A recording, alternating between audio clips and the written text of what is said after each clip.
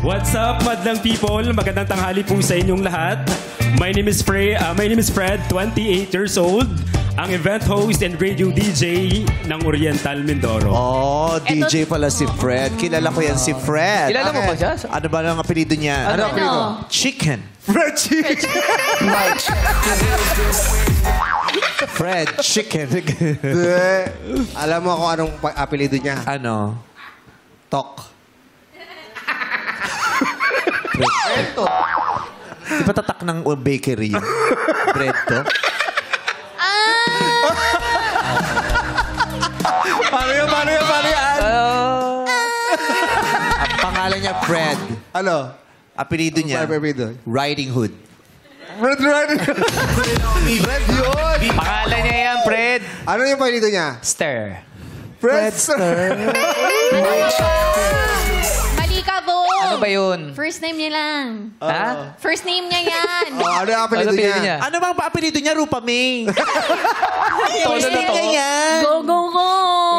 Ano apelido First niya? name, apelido niya, isang ngiti mo lang. Fred! Isang ngiti. Sandali lang. Anong Fred? Babe yun. Oh, babe! Isang ngiti mo lang. Paano naging Fred? Fred. Baka sa kanila, Fred. Okay, so Fred, taga saan ka din?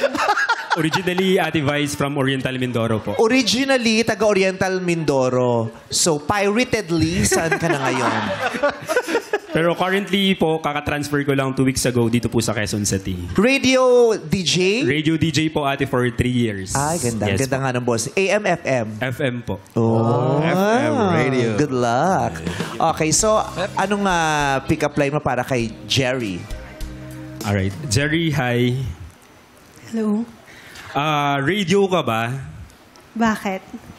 Kasi kapag ako ang pinili mo, gagawin ko ang lahat para hindi maging static ang pagmamahal ko sa'yo. Babe, oh. Babe, hindi Fred eh. Oh, babe, nalinawan. Layo, di ba? Isa pa. Malayo! Layo sa Fred. Malayo! Yung version ko, friend. Emma, di pakisend sa kanya, gawin niyang ringtone. Ano ba yung sa'yo? Araw-araw patugod para mataraugan yung babaeng yan. Taraog. Kailan ka huli nagka-girlfriend, Fred? I think it was 3 years ago, Ate Vice. Carlo, ikaw?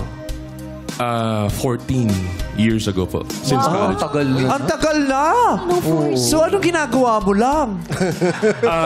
Currently, aside from teaching, nag-aaral po ako ngayon ng law. University of Makati School of Law. Kumusta po kayo Oh, lahat? Yumak. Hello po. Yumak. Oh, grabe yung mga boss ninyo. Lahat. Lalo ka naman ko. Malalaki yung buo yung Yung mga friends ko, ang lalaki. Pero nagde-date-date ka naman. Apo, pero hindi siya nag-workout. Dahil, hindi nag-gym. Siguro dahil- Hindi daw nag-gym yung babae. Bakit Hindi daw siya nag-workout eh. So, hindi nag-gym yung babae. Hindi Wala pa naman yung nag-workout. muscle ni Sir Carlo. Siguro dahil Ano yan? Muscle yan talaga? Oh, steroids or pills? Muscle Ano ba yan. yan? Pwedeng Totoo, muscles, muscle pwedeng yan. steroids, pwedeng pills. Alamin natin Muscle talaga. yan. Muscle talaga. Muscle. Malakas yung braso mo. sakto lang po. Suntukin mo nga si Bong. Bakit ako? Alam naman lumayo pa siya. Nakakahiya. Bisita yun. Yung pinakamalapit na. Pwede naman yung mga iba dyan eh. Sige na. O, sige, si Fred na. Si Fred na. Ang laki ng braso niya. No? Parang binti ko Correct. na. Kasi laki ng ulo ko eh. Kala ko si Johnny Bravo siya eh. Laki.